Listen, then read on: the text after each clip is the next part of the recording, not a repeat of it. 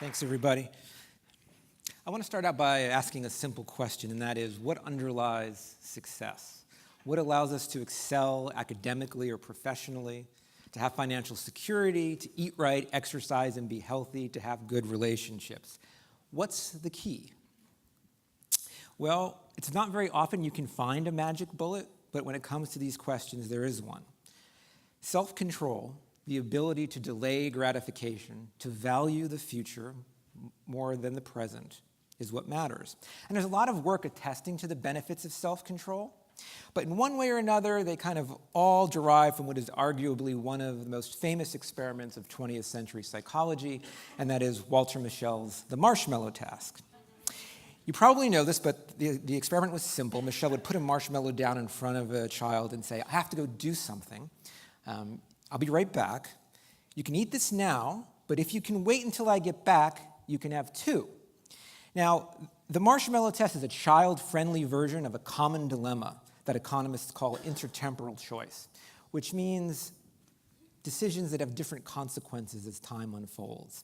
I like to symbolize it using Aesop's ant and grasshopper. And if you remember the tale, it was a beautiful summer, and the grasshopper spent its time frolicking and dancing while the ant went to the fields and toiled to store food for the winter. When winter came, the ant was happy and thrived. The grasshopper was out of luck and starved.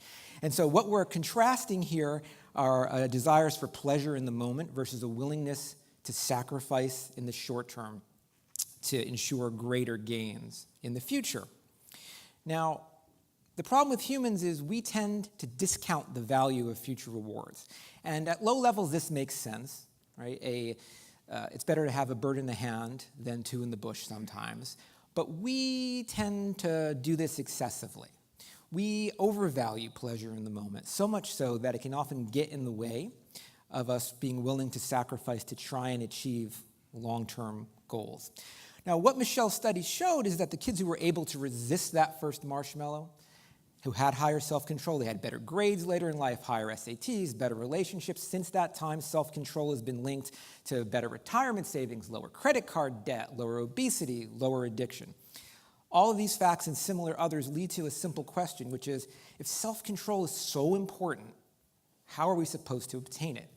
How do we get more of it? Well, here, the common thinking and the scientific thinking still reflect kind of Mischel's ideas. Those are the cornerstone. And it basically boils down to emotions are the bane of self-control. Hot emotional responses that crave immediate satisfaction have to be tamped down or overruled by cool cognitive ones. That's the way to solve the problem. And if you go to your local bookstore, you'll see it filled with bestsellers that give just this advice. Right? All of these, in one way or another, encourage people to use what's called executive function, to kind of suppress their emotional responses and desires, to keep their attention squarely focused on achieving their long-term goals. But you know, an idea is really part of the zeitgeist, not when you see it in Barnes & Noble, but when you see it on Sesame Street. And so when the good folks there decided that it was really important to teach kids self-control, who better to do it than the walking, talking id himself, Cookie Monster? And so in 2013, they changed his mantra. He still said, me want cookie, but now he added, but me waits. And so for that year, we saw Cookie teaching these cognitive skills. He struggled with willpower to resist the cookie. He taught kids how to divert their gaze and attention so they wouldn't be tempted. He even, my favorite, pretended that the cookies were something he didn't like stinky fish. The problem is, for most of us, unlike Cookie, using these strategies don't always work that well. For all their merits, cognitive strategies like willpower tend to be pretty fragile. Consider this. When we're trying to pursue our daily goals, to practice, to work hard, to eat right, to exercise, whatever it may be, work by research by willpower expert Kathleen Vohs shows that we fail on average 1 out of every 5 or 6 times. And when it comes to goals that we consider really important, ones that we set up for ourselves like New Year's resolutions, the success rate is even worse. 8% of New Year's resolutions are kept till the year's end. 25% fail in the first week. And so what's strange to me is, if valuing the future is so important, and self-control and grit are so important, and we've been using science for decades to help us, why are we still so bad at it? Why is it the case that, as Angela Duckworth says, no one really knows how to cultivate self-control and grit in a way that endures? I think the answer is simple. I think it's because our understanding, both the popular and the scientific one, is fundamentally flawed. We've really got it backward. When we had a choice between two routes to success, one based on kind of reason and willpower and one based on emotion, we chose the wrong one.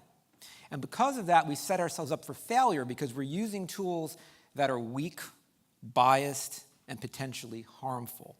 Why are they weak? Let me let you in on a dirty little secret about willpower.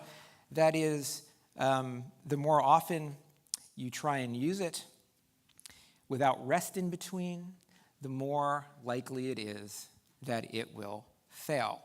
It is hard to maintain willpower at full strength. And those people who you think have a lot of willpower, the paragons of self-control, turns out their willpower isn't better than any of the rest of us. They don't succeed in life because they can resist temptation more. They succeed because they avoid coming into contact with temptation in the first place. It's like they know that willpower isn't going to be strong enough. And so they plan their lives accordingly so that they're not tempted. But perhaps even worse than these tools being weak is that they're biased. You can't always count on reason and willpower to keep you on the straight and narrow.